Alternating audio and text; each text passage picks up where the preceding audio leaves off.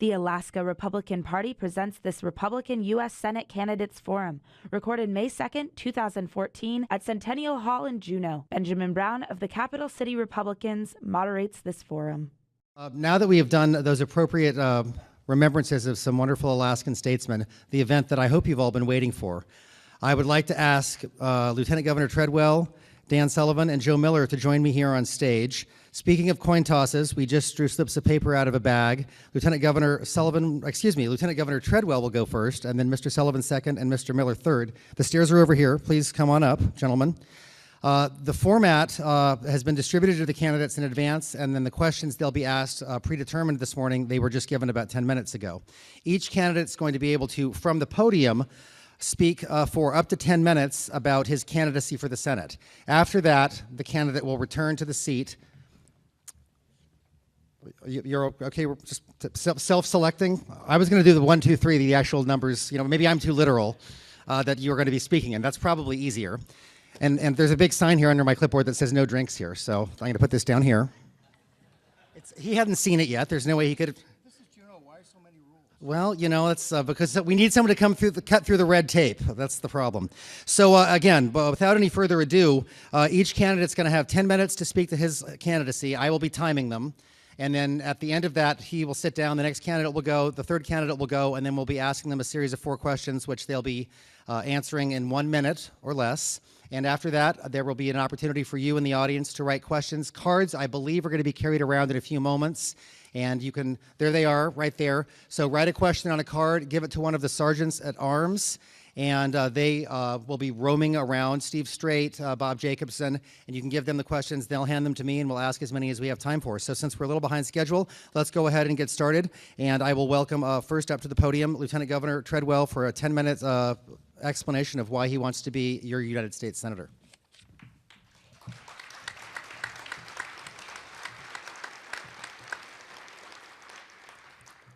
Ben, thank you, and good morning, Juneau. Good morning, Alaska. I'm proud to wear this boutonniere. This is Memorial Day month. This is also a party which has never shirked its duty to stand up for the unborn. And I just took a walk around town this morning, and this is where my late wife and late son are buried, and it's a beautiful day in Juneau to remember them too. So thank you for the flowers. It's very fitting that we have our convention here in Juneau this year because Alaskans need to know that the whole state is in the fight for jobs, and this is a time when AK versus DC has to be our motto. If you open up this morning's paper, you see the challenge of getting a timber supply. And I was here watching Al Gore shut down our timber industry, and the promises to bring it back are promises that we have to make sure are fulfilled. Here in Alaska, we have mining. Here in Southeast Alaska, we have timber. We have hydro. We've got a need for a road in and out of town, and I'm very glad that Republican leaders from all over the state have come down here because jobs in Southeast Alaska will make a big difference too. As we convene the Republican convention, let's remember one thing about Republicans. Our symbol is the elephant, and the elephant never forgets. So we are a party that doesn't forget the unborn. We are a party who doesn't forget liberty. We are a party that doesn't forget our battle for statehood and what it means for self-determination. And we are still in that fight. The Democrats have given up on that fight for many of these things. We are there, and we never forget. I'm honored to be a candidate for the United States Senate from Alaska as a Republican because I believe this is a race of Alaska versus DC. In DC, they seem to have made up their mind.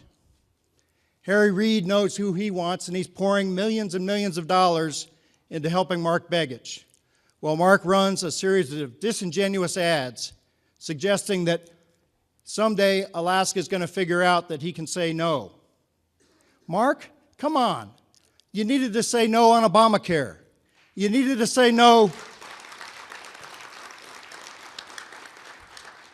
You needed to say no when they started kicking the can on the Outer Continental Shelf. They were ready to drill when you took office. You needed to say no when they started cutting the National Petroleum Reserve in half.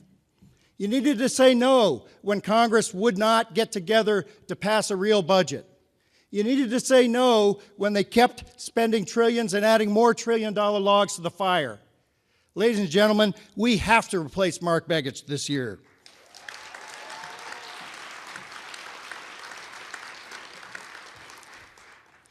D.C. may have made up its mind, but I don't think Alaska got the memo.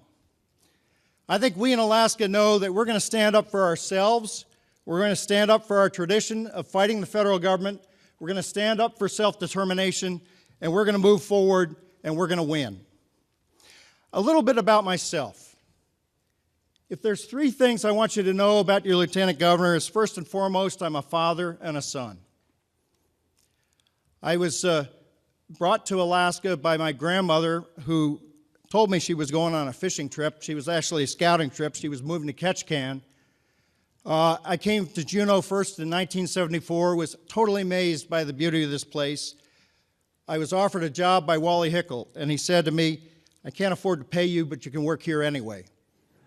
I'm glad he said yes. I married Carol Walsh, and we ended up having 4 children, one of whom is interred here. The other 3 are very supportive of what we're doing. I'm also in the sandwich generation, where I have a mom who relies on Social Security, and I understand the real-world situation that many of our seniors have. I'm also a businessman. I've made most of my living in Alaska putting businesses together, being at that crossroads between capital and ideas and people. And I believe Alaska can compete on global markets, and ladies and gentlemen, I've done it. And as somebody in business, I can tell you I know what it's like to be on the side outside government, where the government gets stuck on stupid, where they tell us we can't sell our goods on world markets, and you have to go to Washington to fight for that, as I did for the export of our oil and gas. I know what it means to have the government give you a contract and then say, no, we have to audit you first for a year to make sure you can do the job. And I know lots of Alaska companies that have gone through that drill, and it makes no sense. I also am somebody who, like you, is civic-minded and has been in the battle for Alaska for all 40 years that I've been here. Yesterday at the bookstore, I found this book, Going Up in Flames. Rick Davidge is here. Rick and I and a group of other people helped write it. It was the beginning of the Hickel lawsuits against the federal government for violation of the Statehood Compact. There is more of that battle to be fought, and we have to get the star on the flag to mean something.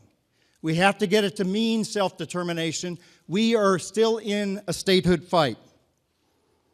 I'm proud of what I've done as a civic leader on issues like parental notification. When our legislature was stuck and couldn't get through that, we took that case to the people, and we won in 2010. I'm proud of the fact that the Alaska Outdoor Council has given me the Sidney Huntington Award for standing up for access on Alaska lands and standing up for your right to hunt and fish. We have to fight these Alaska battles, but we also have national battles we have to fight. And with the 6 Republicans who are going to get elected this year, we're going to turn this country around.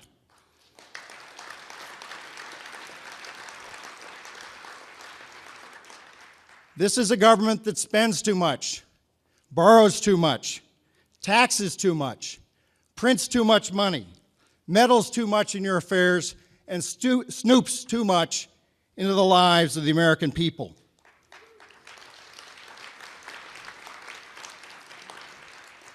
I will be a reliable senator on the budget. I want a balanced budget. People ask, are you going to be one of those realists or one of those idealists? Ladies and gentlemen, elect more idealists and the ideals will become real.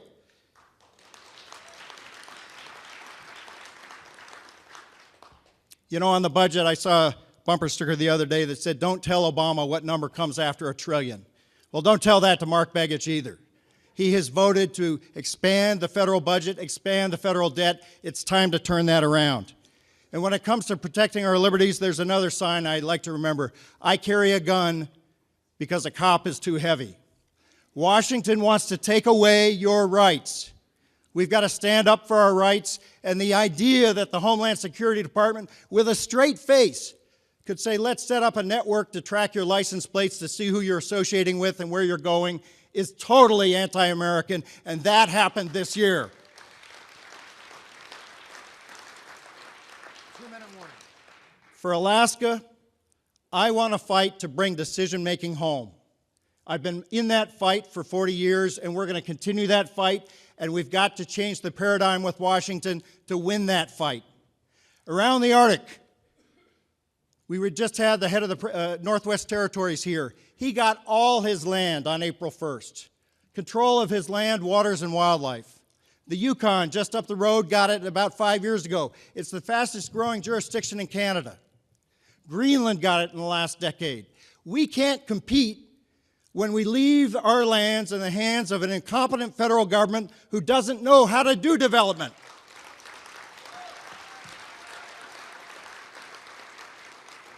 We're going to bring decision-making home. And the fact is we are right back in the Sagebrush Rebellion. That rancher in Nevada has made the nation aware that the federal government is not the best steward of our land. We will be the best steward of our land. 1 minute. So let me just close by saying, Alaska's elephants, Republicans, let's never forget. Let's never forget that Ted Stevens brought us power home. It wasn't a gunny sack full of money. He brought us power with the 200-mile limit. He brought us power with the Land Claims Act. He brought us power with the CDQ. And I have been with him in that fight. I am with you in that fight. We must never forget, because the Democrats have, that our job is to bring decision-making home, is to make that 49th star on the flag mean something, and to take our opportunities as Alaskans and help this country and help this world. Alaska knowledge, Alaska strong. God bless you.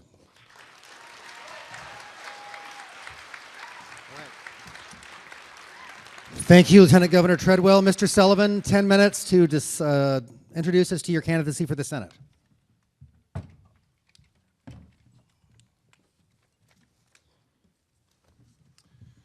Thank you, Ben, and good morning, everybody. Great to be back in Juneau. Beautiful day. I want to thank particularly Ben, Paulette, Simpson, everybody else in terms of the host committee for the warm hospitality. How about a round of applause for a great convention that's already happening? I also want to pay thanks to Peter Goldberg, U.S. Army Colonel Goldberg, as I like to refer to him as. Colonel, I want you to know that I just returned from 3 days of being in the field training my Marines at a U.S. Army National Guard base, and I can tell you that the Marine Corps-Army relationship, healthy rivalry, is as strong as ever, and I want to thank you and all the other veterans here for your service.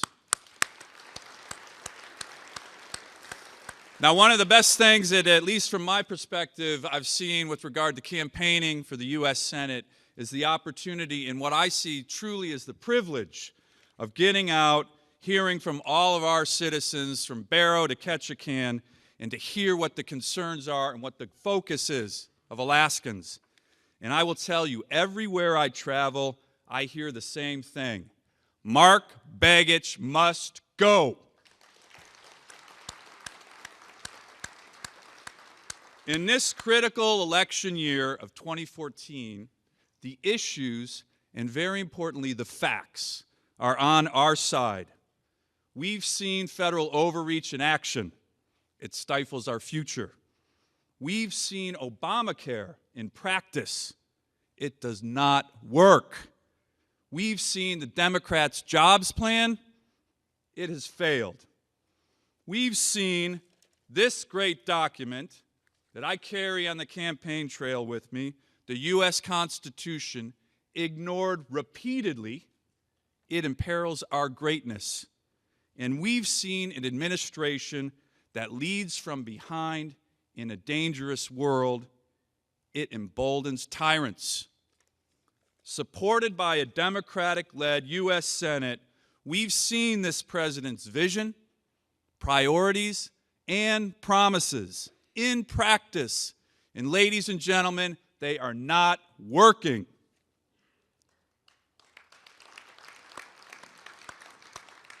Some promises have proven to be lies. Remember the one about being able to keep your health plan and your doctor? Tell that to the thousands of Alaskans who have lost health insurance over the last several months. Other promises have fallen woefully short. They've fallen short because Democrats strive to empower government and consolidate decision-making and authority in Washington. They ignore the individual, the worker, our families, the small businessman and woman, the entrepreneur, the people who drive innovation and drive American greatness. The principles that made this country the envy of the world, liberty, self-reliance, limited government, are an afterthought to them. And because of this, under Barack Obama and Mark Begich, the American dream is becoming a mirage. We've endured over 5 long years of Barack Obama and Mark Begich, who votes with the Obama administration 97% of the time. The Obama agenda has fundamentally taken our country in the wrong direction and has stifled opportunity in our great state. That is why the stakes in this election are so huge.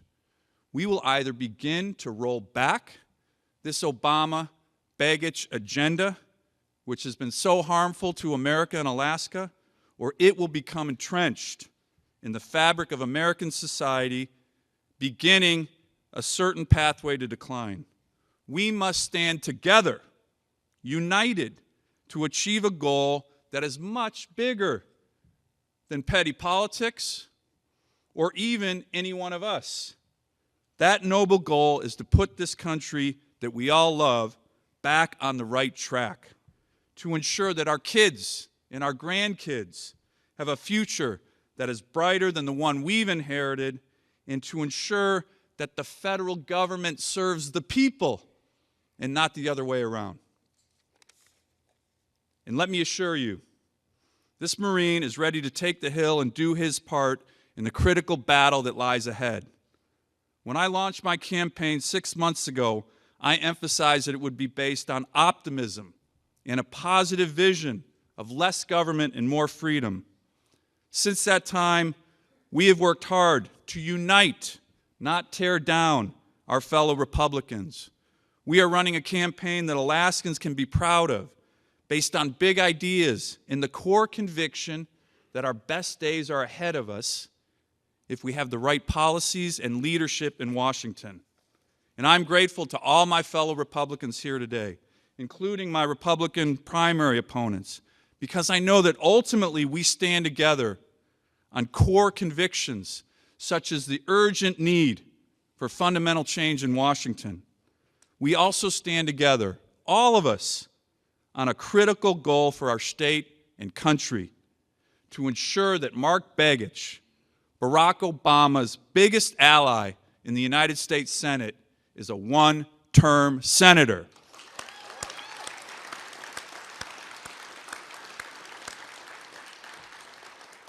Mark Begich was a mistake.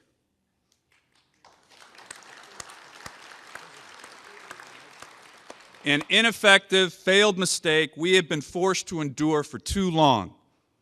How ineffective? As Alaska's U.S. Senator, he has introduced 224 bills. 2 have become law.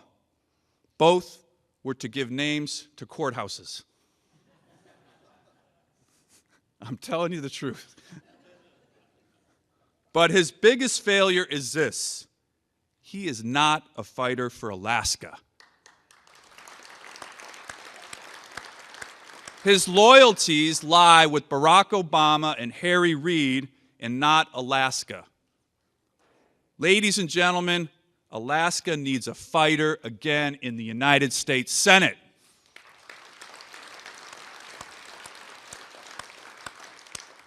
Who will fight Obamacare? Mark Begich won't. I have. I will. Who will challenge the EPA from shutting down our state? Mark Begich won't. I have. I will.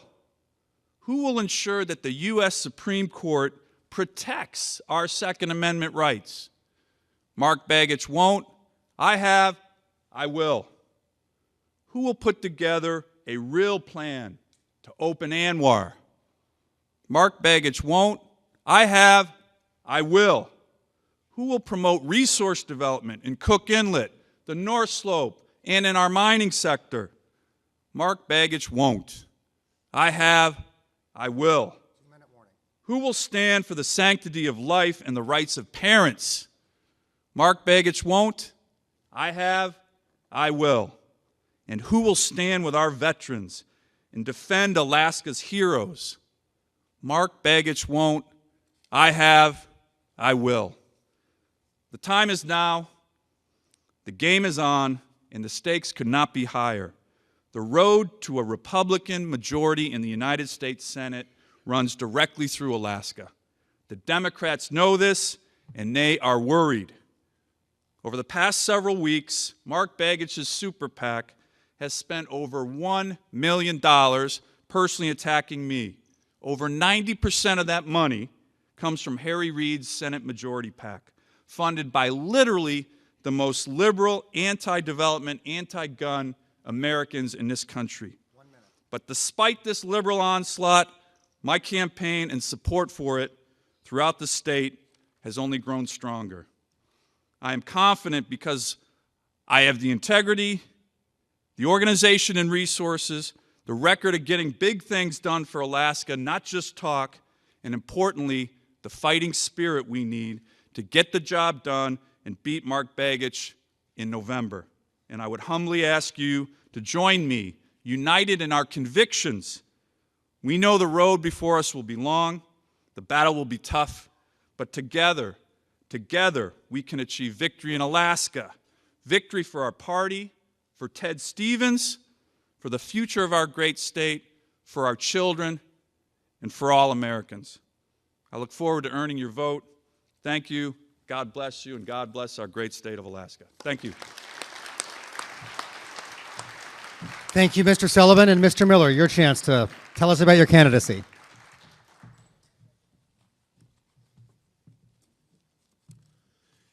It's good to see many of my good friends here and a few others. Hope springs eternal. I'm going to take a little bit of a different shift here. We're here at a Republican convention. There are some considerations concerning the platform. Many of you, the last time I saw you, have kind of a different family situation now. I have 4 kids that are still at home. 4 of my kids are now out. I've got 3 married adult children, became a grandfather in December, which is it's a mind shift for me. I still consider myself pretty internally young, but it started me thinking about where are we, of course, always the future of the country is in my mind, but when you think about the next generation and the next generation beyond that, what kind of a future are they going to have? And we have several different forces that are fighting right now in our country today, many of which want to expand government, expand dependency, continue us on a path basically that leads us to a point of less liberty and more control by the federal government, something that doesn't really create much of a future for our kids. And I'm convinced that the Republican Party, in its platform, stands alone in a way that none others will.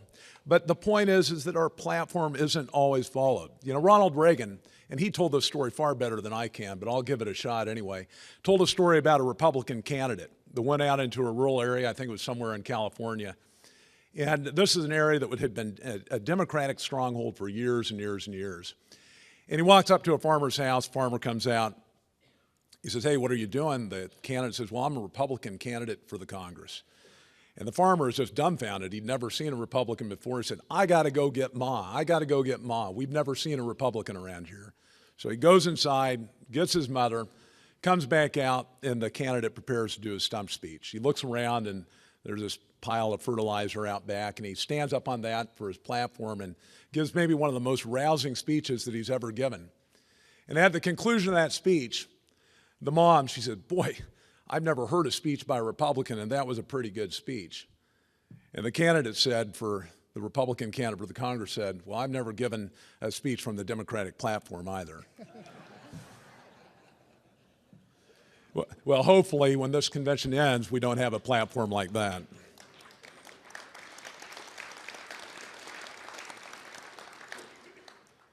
I'm running for United States Senate because we have a problem with the establishment, because we've got to turn this nation around.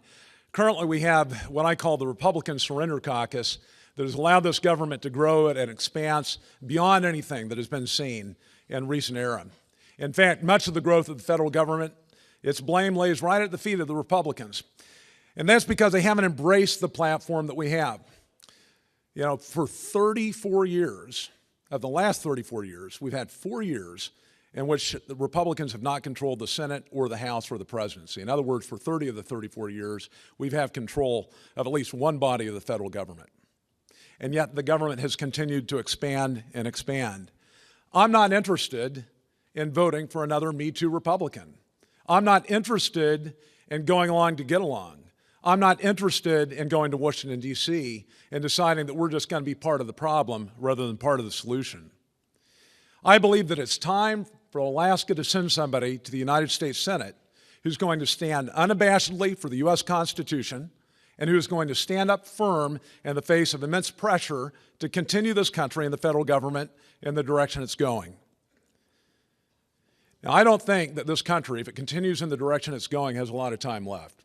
We're at $200 trillion in future unfunded liabilities. The single biggest threat to Alaska in its future is the debt. $17 trillion in actual debt. At my launch in Wasilla a couple of weeks ago, a pastor gave a little speech with a word story about the amount of that debt. If you have a $100 bill and you stack each one of those $100 bills and you get $17 trillion in those $100 bills, it goes to the moon and back by some calculations 5 times. It's an unimaginable number. And we know that that debt at some point has to be repaid. If we continue where we're headed, we either head toward default or we end up in a situation of hyperinflation because the government prints money to make up for the debt. It would be catastrophic to a state that is dependent on the federal dollar. Now, I think that when we look at the platform of the Republican Party, there are a lot of things that we can do to restrict that. I've sat on the Central Committee. I've been a district chair, a regional chair, been in the executive committee. I understand how important it is to have a good platform. I understand the challenges that are confronting the convention when people want to make changes to it, revisions to it. But I believe that attempts to water down the current platform would be catastrophic to this party. I think equivocating on traditional values would be a monumental mistake. If you want to defeat Mark Begich this fall, getting rid of the Reagan coalition is the wrong way to do it. Now remember, President Reagan once chastised the Republican Party. In fact, he ran against a sitting Republican president, right? He was called stupid, crazy, even an extremist. He knew what it was like to fight the establishment in an attempt to change the course of the nation, and in fact, he did that. Now, Reagan was right when he said, let's have a Republican Party raising a banner of bold colors, no more pale pastels, a banner instantly recognizable as standing for certain values which will not be compromised. There is no doubt that our country is founded on principles, Judeo-Christian principles. That's the view of the world. Our founders were right. Rights come from God. They don't come from government. If you sit back and think that rights come from government, obviously government gives, it can take away. One of the reasons why our Constitution has outlived 4 such documents in France is because we're based on that foundation. A party that gets unhinged from its philosophical moorings will be a party left within the whim of mob rule. And I think also will be consigned to the ash heap of history. Let's just think back on the history of this country, the Whig Party. What happened with it? During one of the biggest crises in this nation, that involving slavery, it decided to punt. And as a result, the Republican Party came into existence at that time. It was during the dying days of the Whig Party.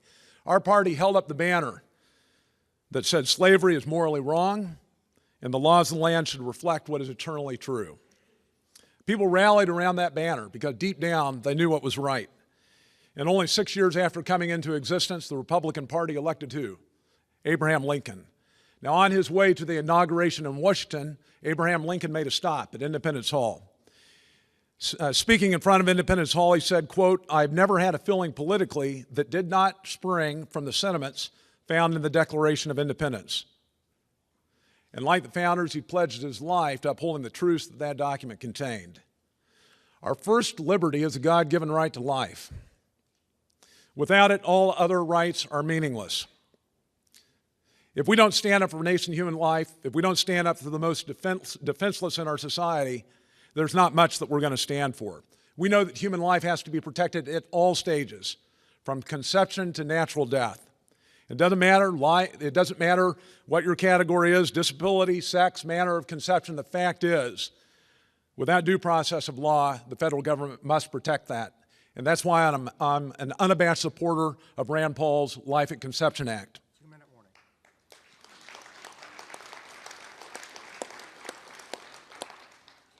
Many in our culture think that the traditional family is passé or unenlightened. Nothing could be further from the truth. The traditional family is the cornerstone of culture. Without it, we will go into upheaval and moral relativism. One of the things that really, absolutely, let's applaud that. You know, this is one of the foundations of our platform. It's not something that we ought to run away from. There was a recent stat that came out, and this shows that Republicans very much embrace traditional family. 82% of those that identify as Republican and those that are Republican-leaning say that we should define marriage as between one man and one woman. This is not a fringe topic, although the elites want to cram it down your throats. You have those that want to compromise the platform to supposedly expand the party. That's a mistake, folks. That's not going to head us in the right direction. We as a country, we as a party, I should say, need to embrace those foundations that make the country strong. Over 50% of babies today born to mothers under the age of 30 are born in single-headed households. The family is in a free fall. Let me talk about one of the crises that we're facing right now, one of the many crises that we're facing right now in the Republican Party. 54% believe that the party should move to the right. That's 54% of Republicans. But a majority of Republicans believe that we need a new party. And recently a poll just came out on April 24th that reflects this. A majority of Americans don't believe either party represents them. Ladies and gentlemen, voters are abandoning the party. And it's happening not because we're failing to compromise too much. They're doing that because we are moving in a direction opposite the foundation. We have to embrace the foundation of the party. That is 10 minutes, Mr. Miller. America didn't come great by central planning. It didn't become prosperous by shutting down competition. It didn't become prosperous by bailing out failed businesses and picking the winners and losers. It was based on free enterprise and the foundations of this party. I challenge you to embrace the platform, keep it strong. I embrace that platform and encourage you also, as we march forward in this process, to take America back. I ask you to join with me, and I thank you for your support. Thank you for your opportunity to address you. God bless you.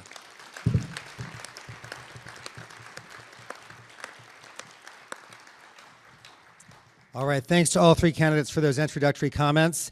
Have had a number of really interesting questions come forward, and there's actually a strong trend towards one being the most popular, so that's going to be the first one that I ask. Thank you, Steve. But do keep writing those down. We're going to go to 4 predetermined questions now and have the candidates answer them from where they're seated. Check, check. Check.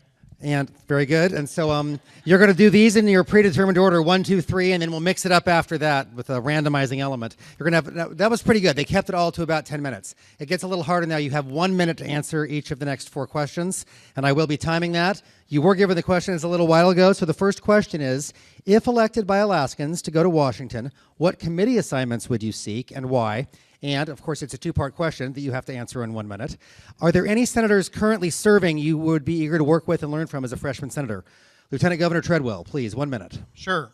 I would seek being on the Environment and Public Works Committee because that's where we need to be to trim pack the EPA. A friend here wants to build a peony farm. They're telling him that if he wants to build a farm here on his land, he has to get mitigation land some other place in southeast Alaska. That's the EPA that needs to be cut back. I also would want to serve on the Commerce Committee. We have 50,000 fishermen in Alaska, or people work in that industry, and it's controlled out of Washington. We've got to make sure that we can keep decision-making home, make sure that what's in the Magnuson-Stevens Act stays in the Magnuson-Stevens Act so that we can continue to have a sustainable fishery. And in terms of individuals I'd like to work with, I want to see Lisa Murkowski chair the Senate Energy Committee, and we're going to open ANWR. 10 seconds. Finally, I've talked to a lot of senators. Mike Lee is an ally of ours in making sure that statehood compacts work and that statehood for us works. Thank you. Thank you, Lieutenant Governor. Mr. Sullivan. I've also been interested in environment and public works. I think it's critical because one of the key issues, and I see it everywhere, I saw it as your AG, I saw it as your DNR commissioner, more importantly, I see it as I'm campaigning, is the over-regulation of Alaska, of America, in every single sector. And what these agencies are doing is they're putting out regs that aren't based in law. And to be on that committee, you can nail these agencies to make them declare where they're getting their authority to put out these regs. And as your Attorney General, I sued the EPA on that very issue. It was argued in the Supreme Court just 8 weeks ago under the Clean Air Act, their regs. It's critical we put a freeze on these regs that are crushing us. With regard to a senator that I would want to emulate, number one, he's not there, but it's Ted Stevens. 10 seconds. He's the fighter we need. We don't have a fighter in Mark Begich. There's a whole crop of young senators who are focused on limited government and putting this country back in the right direction, whether it's Mike Lee, Rubio, Ted Cruz, and I think that that's where we need to focus, and I'll be allied with them, but anyone who wants to promote Alaska's interests and fight for this state. Thank you. Mr. Miller.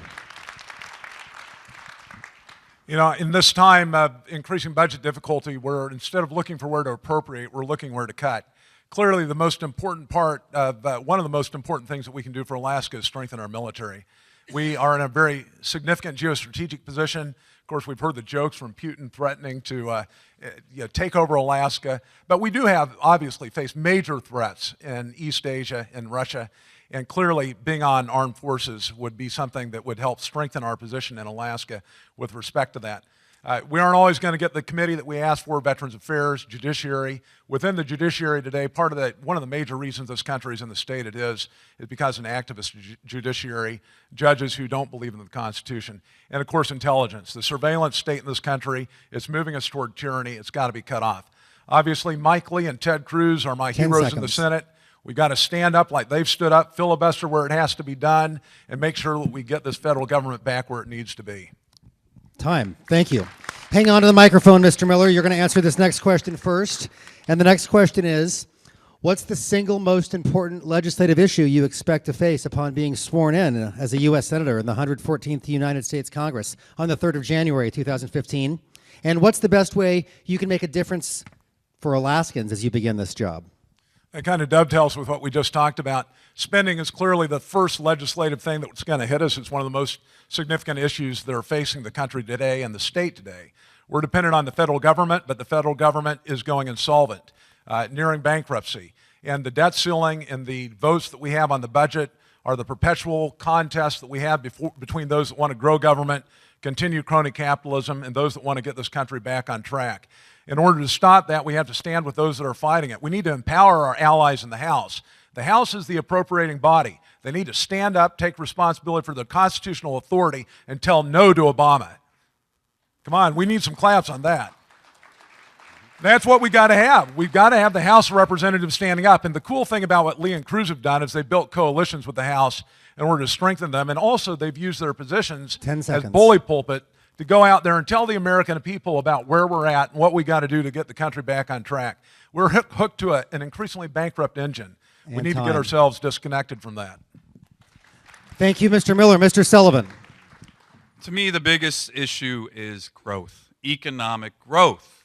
If you saw last quarter, first quarter of 2014, the country's economy essentially didn't grow at all. This has been the huge, unequivocal failure of this administration and the Senate Democrats. And there is opportunity. As I mentioned, we have to freeze the regulatory state. It's crushing our economy here, but overall throughout the country. But here's the opportunity: energy. Energy, energy, energy. My campaign has been focused on energy. The United States is set to become the world's energy superpower again. in terms of the largest producer of oil, largest producer of natural gas, largest producer of renewables. 10 seconds. And Alaska needs to be leading this, leading it. But the energy renaissance that's happening in this state, in Cook Inlet, and on the North Slope, and throughout the country is an opportunity that is endless, and we need to seize it, and this federal government ignores it. Thank you. Lieutenant Governor. Let me make a promise. I will not vote to expand the debt of the United States unless we also have a vote on a constitutional amendment to balance the budget.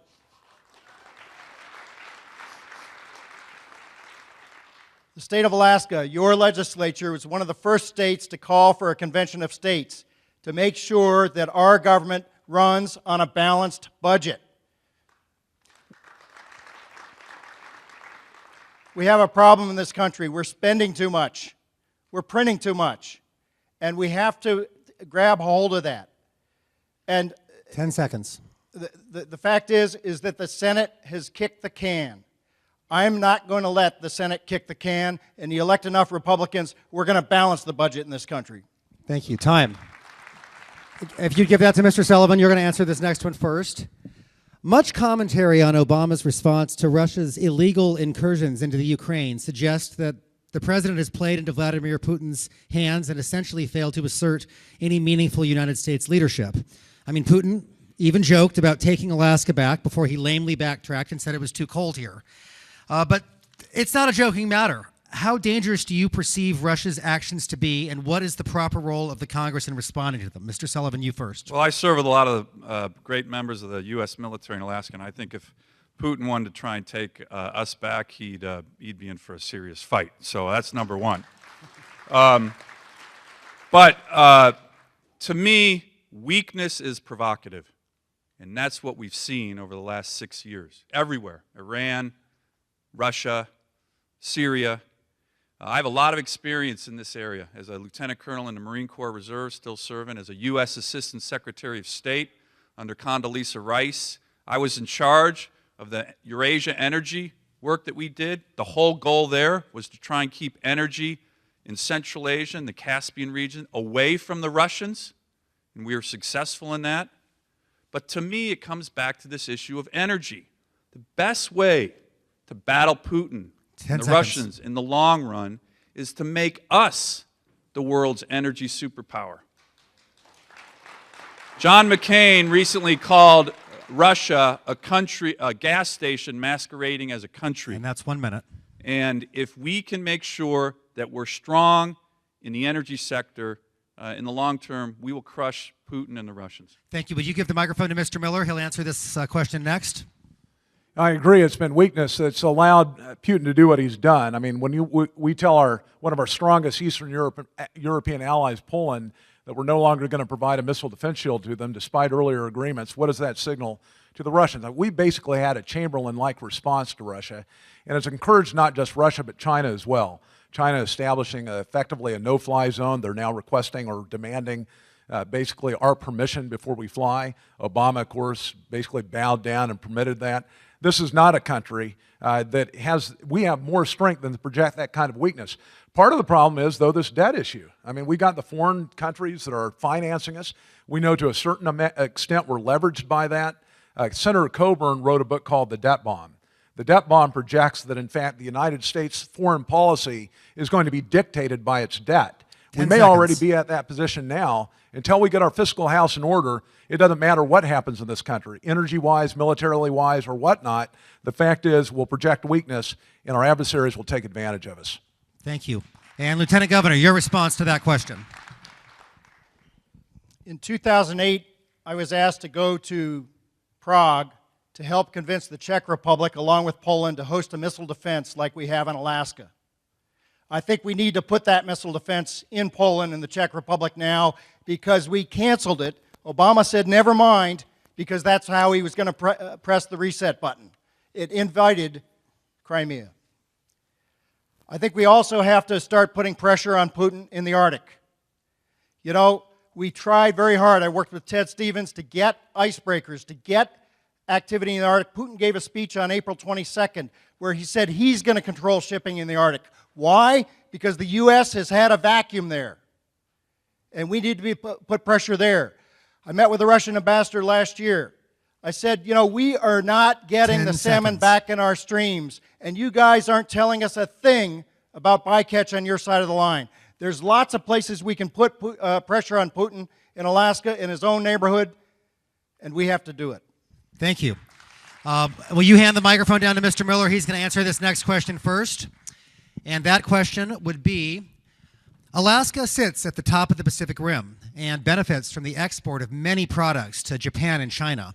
What current developments or political trends in those or other Asian nations do you see as relevant to Alaska's economic well-being, and how do you think the United States ought to conduct foreign policy in Asia in the coming years? Tough for a one-minute response, I know, but please go. Right. Well, we hit on this a little bit on the last question. I was actually in China a couple of years ago for about 3 weeks. It is incredible the level of economic activity in that country. Certainly there's overbuilding that goes on, but I wasn't surprised to learn this past week that by some calculations, China's economy is now surpassing the United States. It's a powerhouse. Many countries in Asia are growing in economic power. That spells opportunity, obviously, to Alaska.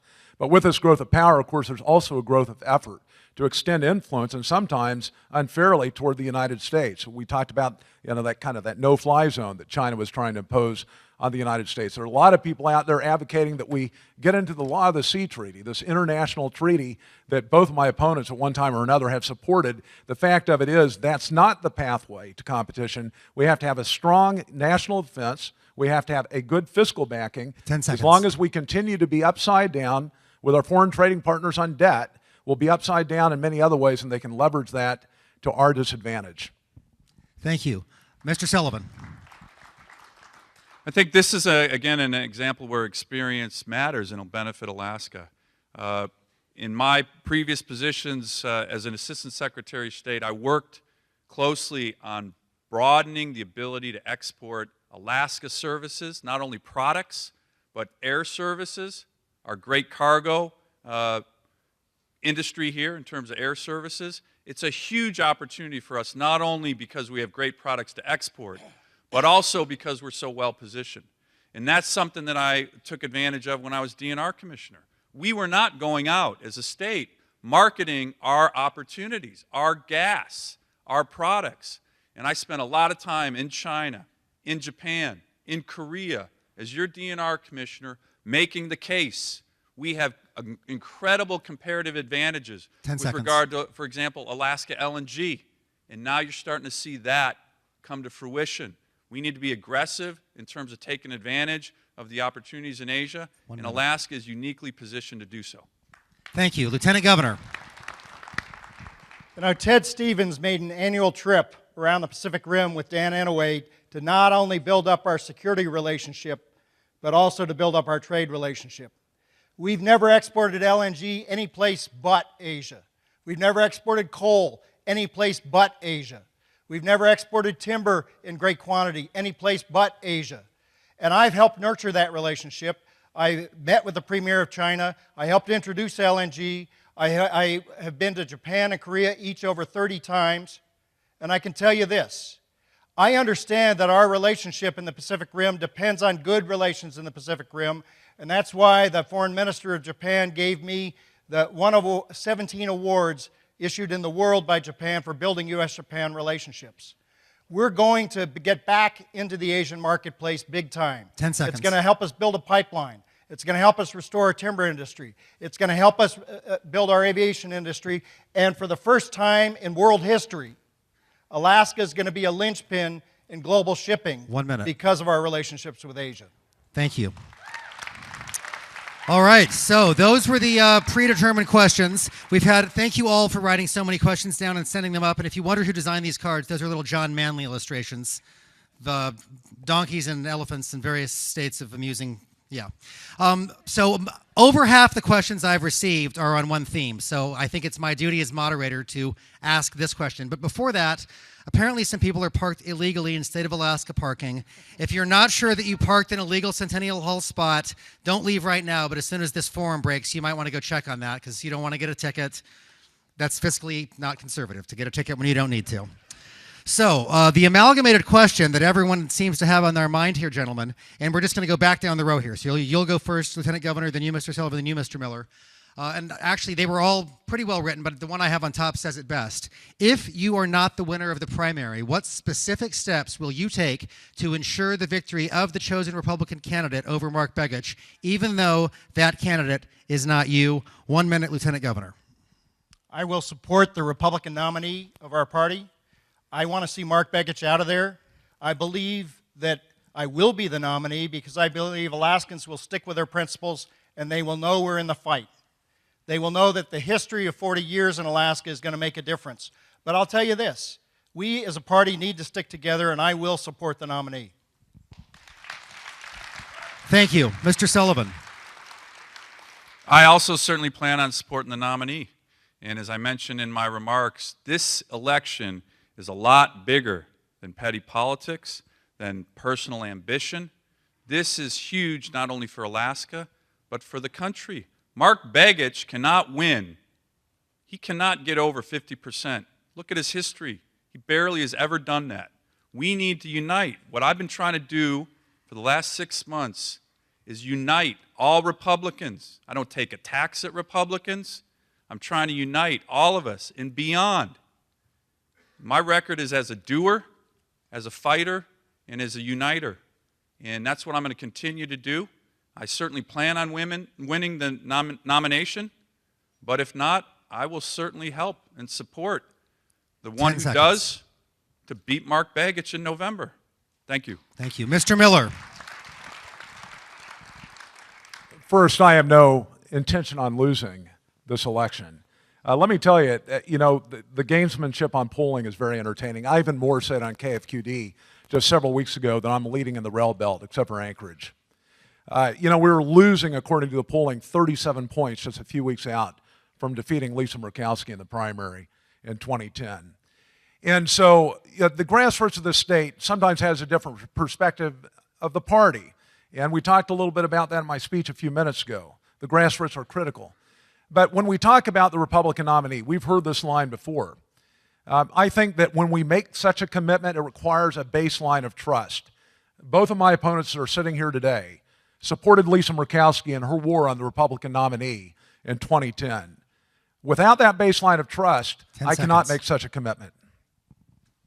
All right, thank you, Mr. Miller. Well, it is now 9 minutes to 9 o'clock, so we're going to have to wrap up the forum. A big round of applause for our three candidates. Thank you very much for your candid responses. Don't go anywhere yet. A couple of housekeeping things. I want to thank KTOO TV and 360 North, who've been diligently audio and video recording this, and it will be broadcast at some later time and also be archived, I believe, on their website. And so that's going to allow people to go back and watch this who weren't able to see it live.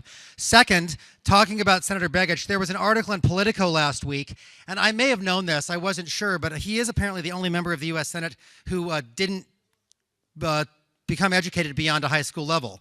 And so I think it's kind of a silver lining that if one of these gentlemen is able to retire him, he'll have an opportunity to go back to school. The University of Alaska is offering so many more things than it was back when he graduated. And he's a nice man, and I just think it's an opportunity. And finally, on your way out, there are little hand sanitizers, and they say, 2014 U.S. Senate, it's in our hands, AlaskaRepublicans.com. So it literally is in our hands. Take one of those, and thank you all so much for being here this morning.